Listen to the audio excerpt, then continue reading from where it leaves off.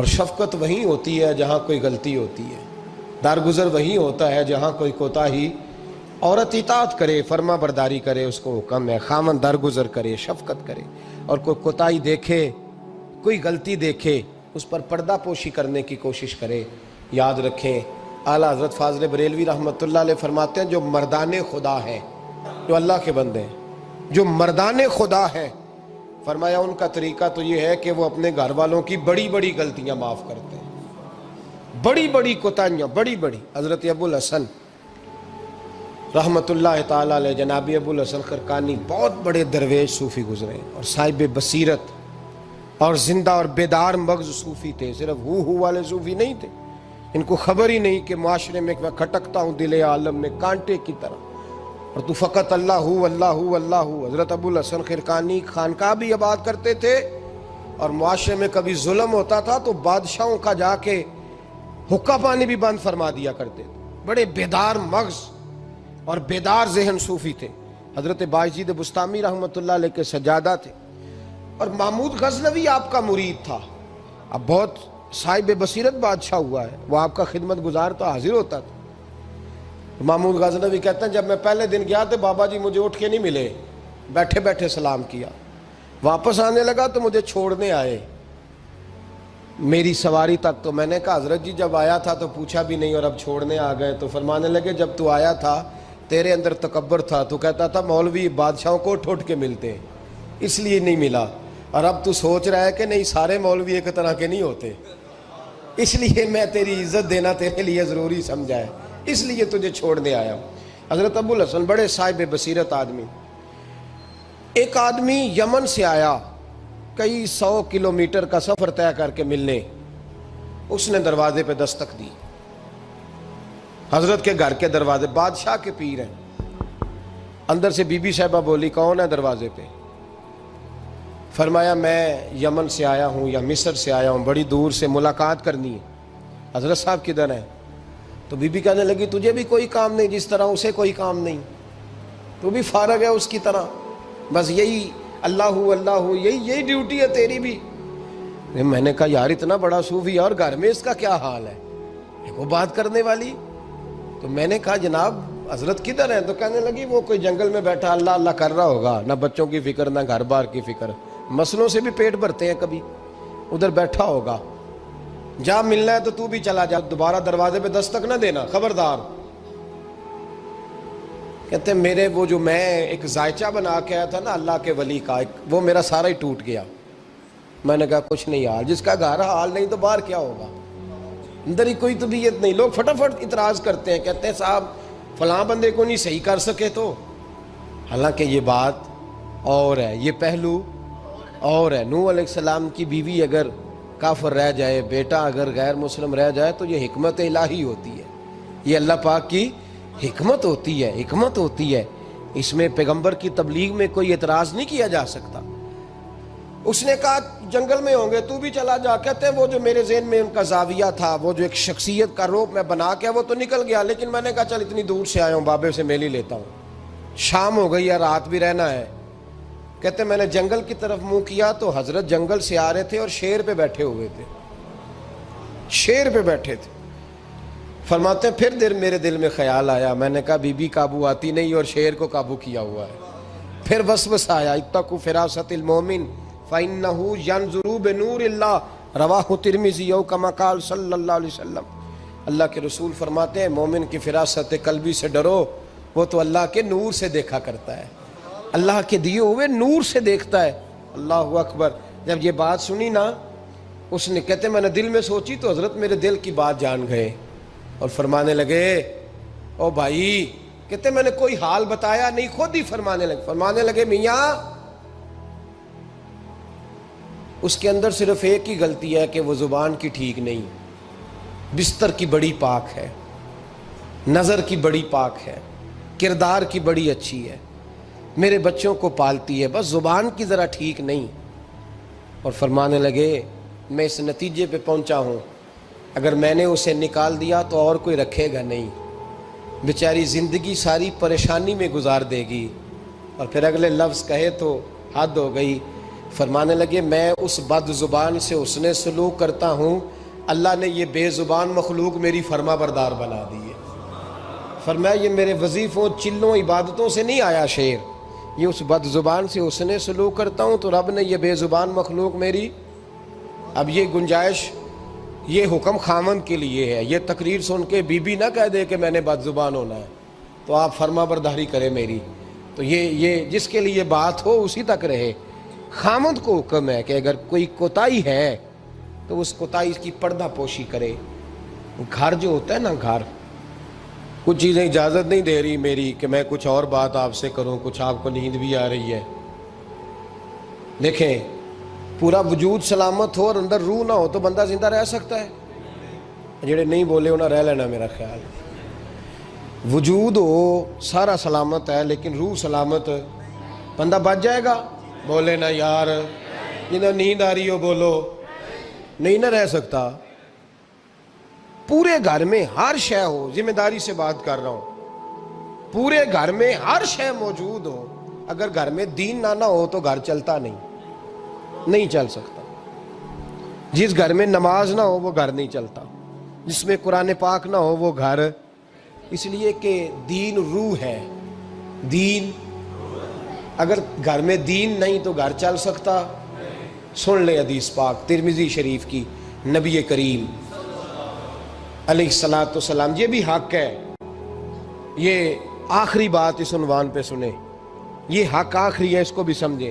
ترمذی شریف میں نبی پاک علیہ السلام نے فرمایا، دعا دی حضور نے، نبی پاک فرماتے ہیں اللہ اس بی بی کو جزائے خیر دے، اللہ اس پہ رحم فرمائے جو سویرے اپنے خاوند کو نماز کے لیے جگاتی ہے اور اگر نہ اٹھے تو پانی ڈال کے جگاتی ہے، اور فرمایا اللہ اس خاوند پر رحم کرے جو سویرے اپنی بیوی کو نماز کے لیے جگاتا ہے اور اگر نہ اٹھے تو پانی ڈال کے جگاتا ہے، رحم کرے۔ سب سے زیادہ حق میاں بیوی کا ایک دوسرے کا ساتھ یہ ہے کہ انہیں دیندار بنائے۔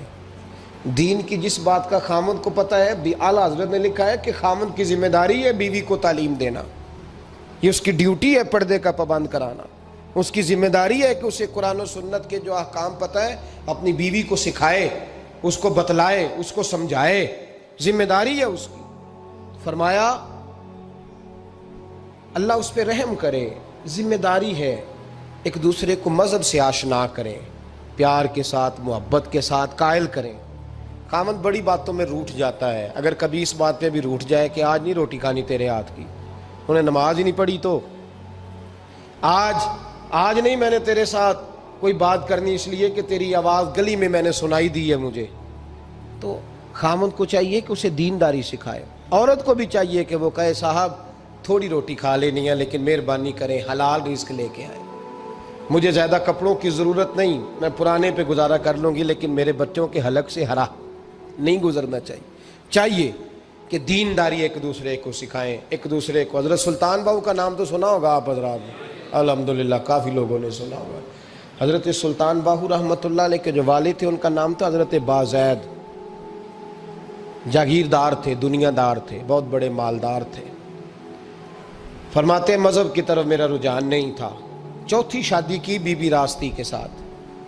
بی بی صاحبہ بڑی نیک تھی، بی بی صاحبہ کہتی ہیں میرا دل کرتا تھا میرا خامد بھی نمازی ہو جائے، اور عام دنیا دار نہیں تھے، 7 جاگیروں کے مالک تھے۔ بڑا مشکل ہوتا ہے، پیران نظام کے آستانوں پہ غریب لوگ رہ گئے ہیں، جڑا 4 جماعتاں پڑھ جائے یا پیسے آ جائیں انہوں نے تو کسی پیر دی لوڑ ہی کوئی نہیں، اور اگر بندہ مالدار ہو تو کئی پیر دے آپ مرید ہوندے نے، وہ کہتے ہیں مینوں آپ کنے پیر سلوٹ کر دیں۔ ایک صاحب نے میری ایک دفعہ افطاری کی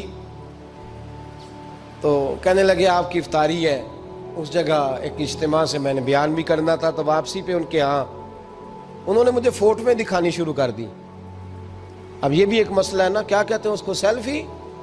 جی ہاں، بڑے بڑے سیانے بندے ساری دیہڑی یہی کام کر دے رہے اور کم ہی کوئی نہیں سرے، تو وہ مجھے تصویریں دکھانے لگے، اے پیر صاحب دی بھی میں دعوت کیتی، اے پیر صاحب دی بھی میں دعوت کیتی، اے پیر صاحب دی بھی میں دعوت کیتی، اے پیر صاحب دی بھی میں دعوت، 14-15 پیر مجھے گنوا دیے۔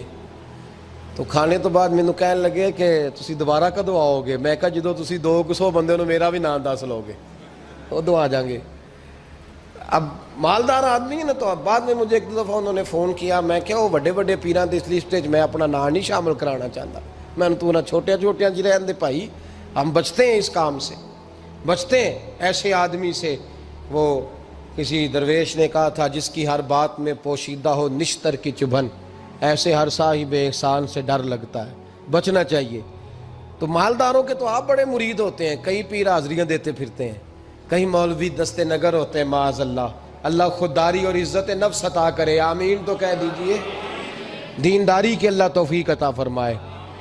تو بہت بڑے جاگیردار تھے حضرت سلطان باؤ رحمۃ اللہ علیہ کے والد۔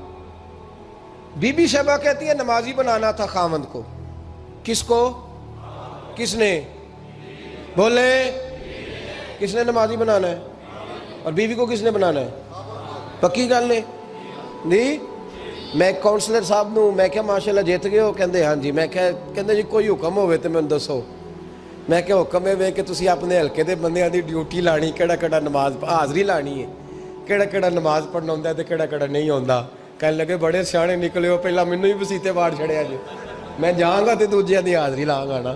تو خاوند نمازی بنائے گا بیوی کو تو اس سے پہلے خود بنے گا تو بنائے گا نا جی۔ جی تو اگر خاوند کہہ دے تو پڑھیا کر، میرے پیچھے نہ لگی تو کتنی جنی کو تو پڑھنی اونی میں پڑھنی ہے نا۔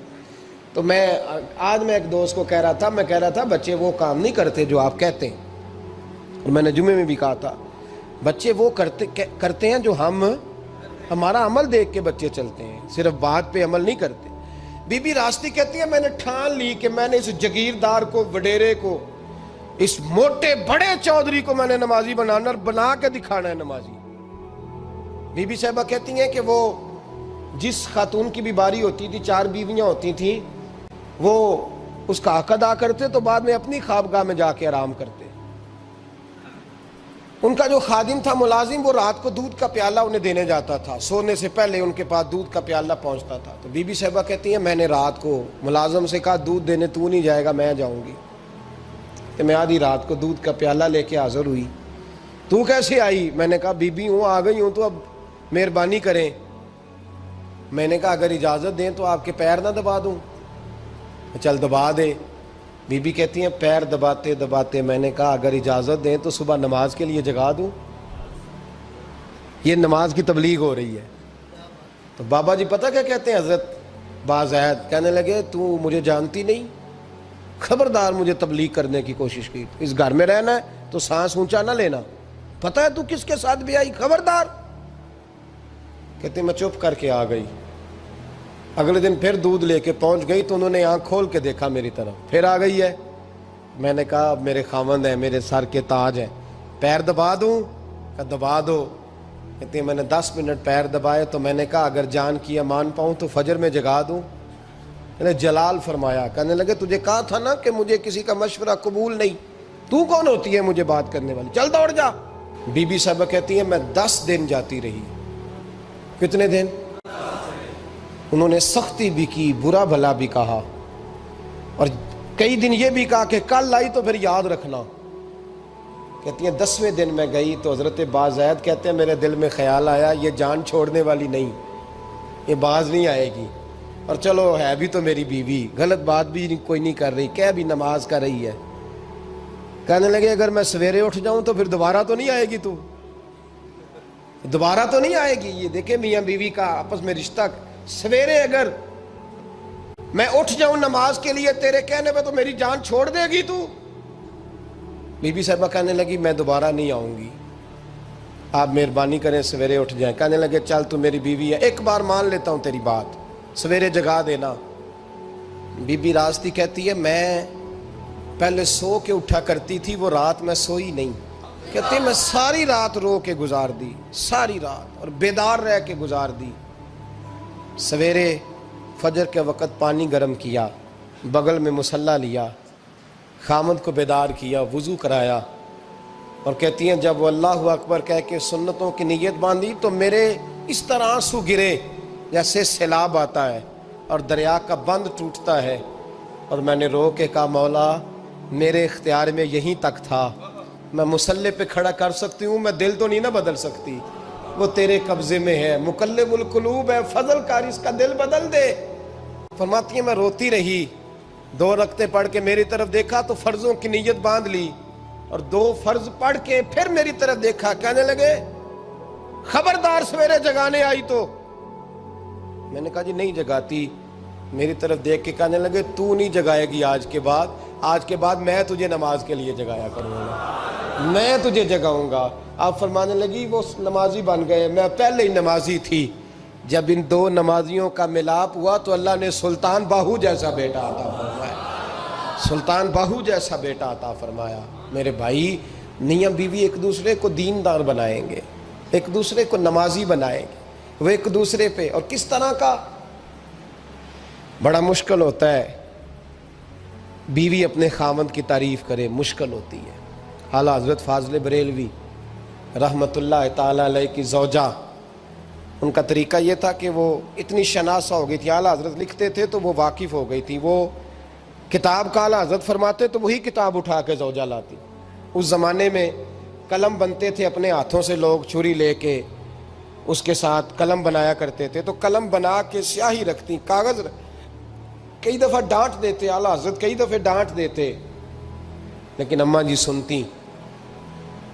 وقت وصال آیا تو ایک دن فرمانے لگے حامد رضا کی ماں، تو نے ساری زندگی مانگا کچھ نہیں، تو نے میری بڑی نوکری کی، میرے دین کے کاموں میں سب سے بڑی مددگار تو تھی، چل کچھ چیز مانگ لے۔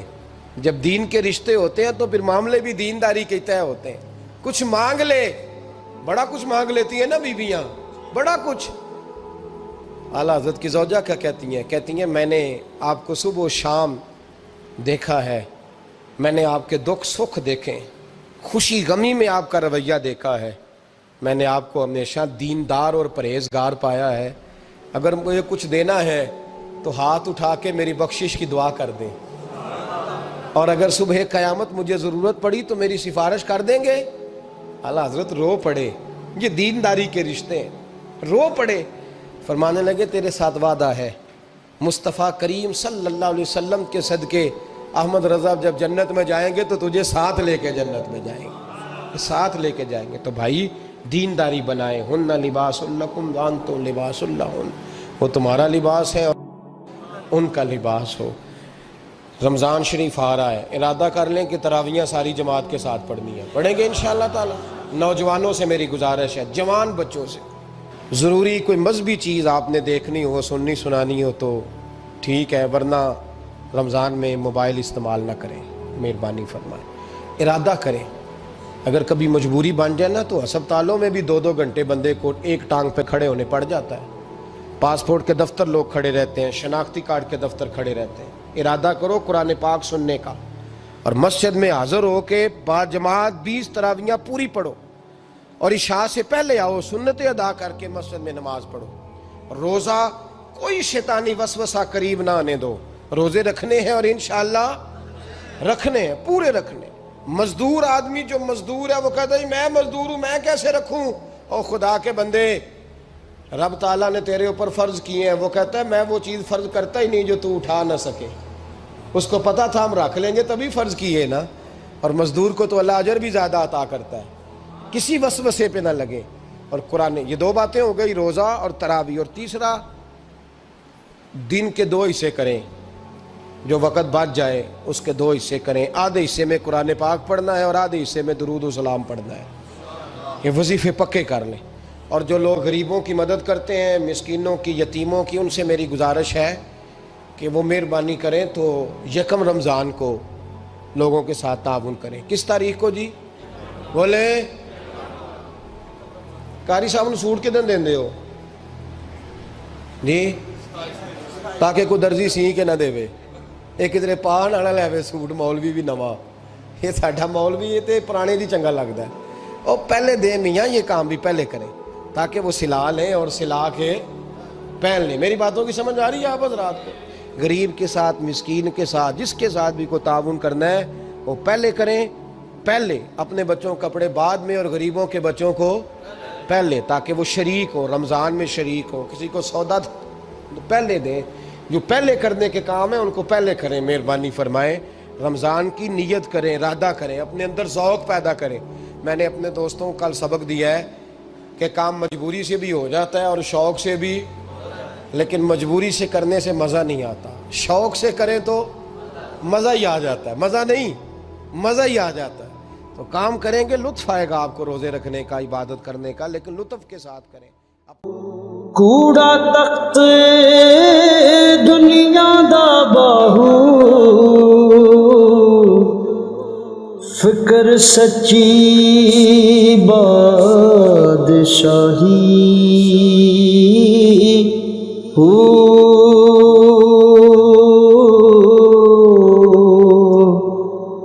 جس دل سے اللہ دا چمکے، عشق بھی کردہ ہلے.